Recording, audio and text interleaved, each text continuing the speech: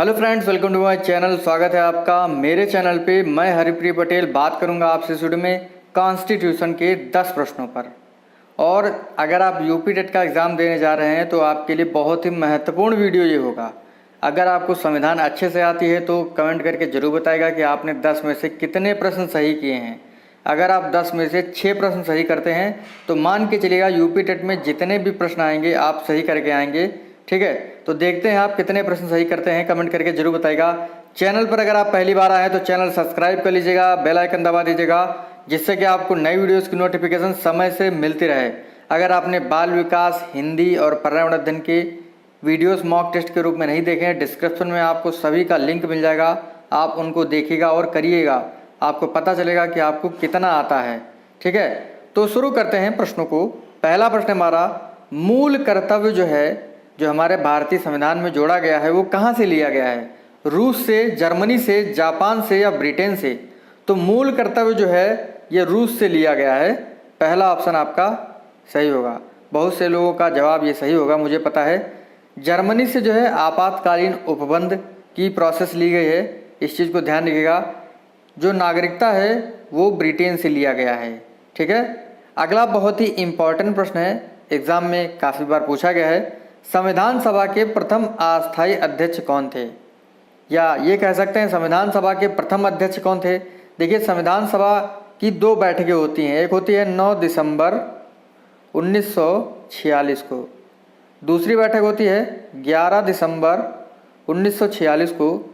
तो जो प्रथम बैठक है 19 दिसंबर 1946 की, इसके प्रथम अध्यक्ष कौन थे? राजेंद्र प्रसाद जी थे, या डॉक्टर भीमराव अम्बेडकर थे, या सच्चिदानंद सिन्हा जी थे, या डॉक्टर BN राव थे? तो संविधान सभा की जो प्रथम बैठक हुई थी उसके अस्थायी अध्यक्ष थे डॉक्टर सच्चिदानंद सिन्हा जी। सी ऑप्शन इसका सही होगा। देखिए, जो दूसरी बैठक हुई थी 11 दिसंबर 1946 को, उसके अध्यक्ष कौन थे? स्थायी अध्यक्ष वो थे डॉक्टर राजेंद्र प्रसाद जी। और हमारे भारत देश के प्रथम कौन थे? प्रथम राष्ट्रपति थे डॉक्टर राजेंद्र प्रसाद जी, और ये बिहार के रहने वाले थे। कहाँ के रहने वाले थे? बिहार के रहने वाले थे। इस चीज़ को ध्यान रखिएगा। बिहार की राजधानी क्या है? पटना। बिहार राज्य में कौन सी नदी बहती है जो सबसे ज़्यादा मार्ग बदलने वाली नदी भारत की कहलाती है? तो भारत की सबसे ज़्यादा मार्ग बदलने वाली नदी कौन सी है? और डॉक्टर राजेंद्र प्रसाद जी जो थे ये हमारे राष्ट्र के, जो हमारा भारत देश है उसके प्रथम राष्ट्रपति थे। इस चीज़ को आप लोग ध्यान रखिएगा। प्रथम प्रधानमंत्री कौन थे? पंडित जवाहरलाल नेहरू जी।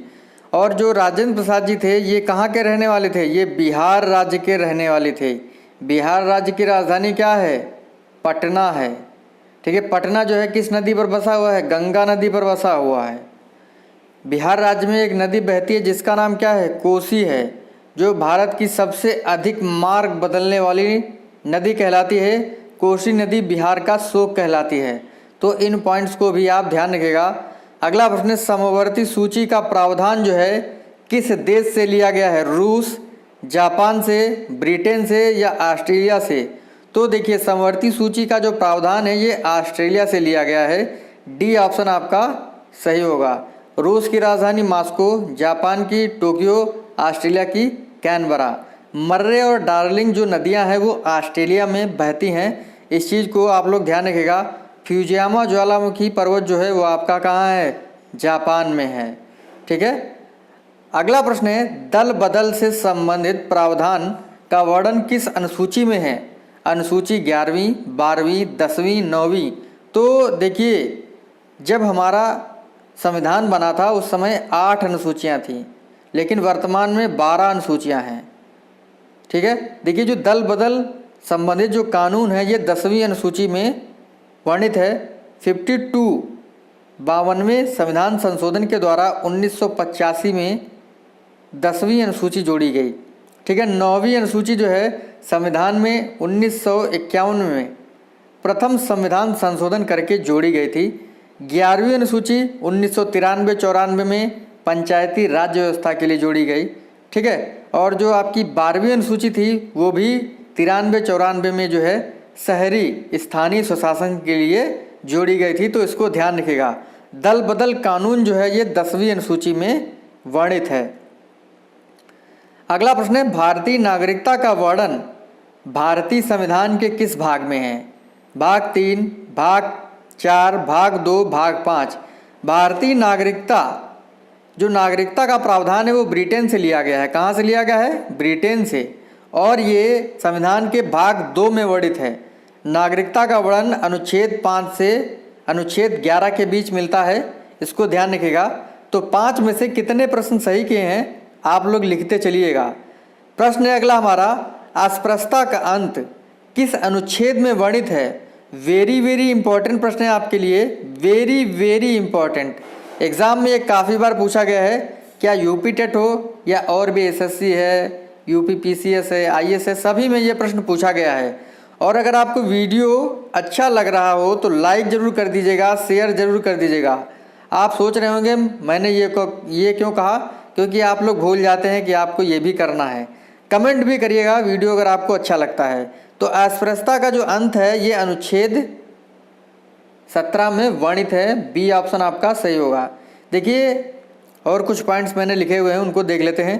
देखिए जो मौलिक अधिकार है ये संविधान के भाग 3 में वर्णित है और अनुच्छेद 12 से 35 के बीच जो है ये आपको मिलेगा।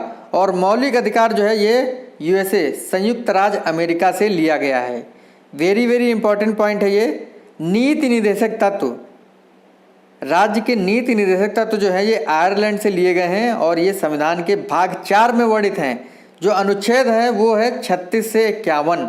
दूसरा है, तीसरा हमारा पॉइंट है मूल कर्तव्य, ये जो है रूस से लिए गए हैं और ये संविधान के भाग 4 के का में वर्णित हैं। और जो अनुच्छेद है मूल कर्तव्य का वो है अनुच्छेद 51 का पॉइंट लिखा गया है। संविधान के 42वें संविधान संशोधन द्वारा 1976 के द्वारा जो है मूल कर्तव्य जोड़ा गया था। कहाँ? भारतीय संविधान में स्वर्ण समिति के अनुशंसा पर। ठीक है, तो ये पॉइंट आपको ध्यान रखना है। अगला जो प्रश्न है, प्रारूप समिति के अध्यक्ष कौन थे? पंडित जवाहरलाल नेहरू, डॉक्टर भीमराव अम्बेडकर जी, डॉक्टर राजेंद्र प्रसाद जी, सरदार वल्लभ भाई पटेल जी। तो प्रारूप समिति के जो अध्यक्ष थे हमारे संविधान निर्माता डॉक्टर भीमराव अम्बेडकर जी थे। बी ऑप्शन आपका सही होगा। ये जितने भी प्रश्न हैं 10 प्रश्न हैं, लेकिन इतने दमदार हैं कि एग्ज़ाम में आपको 2 से 3 अंक दे सकते हैं। जो आपका यूपी टेट का एग्ज़ाम होता है उसमें संविधान जो है 2 से 3 अंक का पूछा जाता है और ऐसे ऐसे प्रश्न पूछे जाते हैं कि लोगों को समझ में ही नहीं आता है कि क्या इसका जवाब होगा, क्योंकि कंपटीशन लेवल बढ़ रहा है और प्रश्नों का जो लेवल है वो भी बढ़ रहा है। तो इस बार की जो टेट होगी वो थोड़ा धमाकेदार होगी। ठीक है, तो प्रश्न हमारा, गोवा को 25वां राज्य कब बनाया गया? 5 मई 1980, 20 फरवरी 1987, 30 मई 1987 या 6 अप्रैल 1990। गोवा की राजधानी क्या है? पणजी है। गोवा जो है क्षेत्रफल की दृष्टि से भारत का सबसे छोटा राज्य है। सबसे बड़ा राज्य कौन सा है? राजस्थान। राजस्थान की राजधानी क्या है? जयपुर है। राजस्थान की राजधानी क्या है? जयपुर है। जयपुर को क्या कहते हैं? पिंक सिटी के नाम से जाना जाता है। केवलादेव, रणथंभौर और सरिस्का राष्ट्रीय उद्यान कहाँ है? राजस्थान में है। लूनी नदी कहाँ बहती है? राजस्थान में बहती है और इसे कहते हैं कि ये राजस्थान में ही विलुप्त हो जाती है। तो और लूनी नदी जो है ये कच्छ के रन में गिरती है। कच्छ के रन में जंगली गधे पाए जाते हैं, ये भी एग्जाम में काफ़ी बार पूछा गया है। इंदिरा गांधी जो नहर है वो राजस्थान में बहती है। तो गोवा को 25वां राज्य जो है कब बनाया गया था? ये बनाया गया था 30 मई 1987 को। सी ऑप्शन आपका सही होगा। अगला प्रश्न है, बहुत ही अच्छा प्रश्न है। शोषण के विरुद्ध अधिकार का वर्णन जो है किस अनुच्छेद में मिलता है? अनुच्छेद 14 से 16, अनुच्छेद 23 से 24, अनुच्छेद 25 से 28 या अनुच्छेद 32। तो शोषण के विरुद्ध जो अधिकार है ये वर्णित है अनुच्छेद 23 से 24 के बीच। बी ऑप्शन आपका सही होगा। देखिए शोषण के विरुद्ध जो अधिकार है ये हमारा एक मौलिक अधिकार है। तो पॉइंट्स लिखे हुए, समता का अधिकार जो है अनुच्छेद 14 से 18, स्वतंत्रता का अधिकार अनुच्छेद 19 से 22, धार्मिक स्वतंत्रता का अधिकार अनुच्छेद 25 से 28 के बीच वर्णित है। इस चीज़ को आप लोग ध्यान रखिएगा। जो हमारा मौलिक अधिकार है वो संयुक्त राज्य अमेरिका से लिया गया है और 12 से 35 अनुच्छेद के बीच वर्णित है। तो ये हमारा 9वां प्रश्न होता है। अगला प्रश्न हमारा, प्रेस की स्वतंत्रता का वर्णन जो है किस अनुच्छेद में है? अनुच्छेद 20, अनुच्छेद 21, अनुच्छेद 18, अनुच्छेद 19 का ए। तो प्रेस की स्वतंत्रता का वर्णन, वर्तमान में जो मीडिया है वो न्यूट्रल नहीं है, जिसकी वजह से काफ़ी समस्याएं छात्रों को और भारतीय जनता को फेस करनी पड़ रही हैं, जिसकी वजह से जो है मीडिया की फजीहत हो रही है। तो बताइए प्रेस की स्वतंत्रता का वर्णन जो है किस अनुच्छेद में है? ये वर्णित है अनुच्छेद 19 के ए में। तो आपका ऑप्शन कौन सा सही होगा? ऑप्शन आपका डी सही है। तो इस प्रकार से जो आज का हमारा छोटा सा वीडियो था, अगर आपको ज़रा सा भी अच्छा लगा हो लाइक कर दीजिएगा, शेयर कर दीजिएगा। मिलते हैं आपसे अगली वीडियो में। थैंक यू फ्रेंड, धन्यवाद।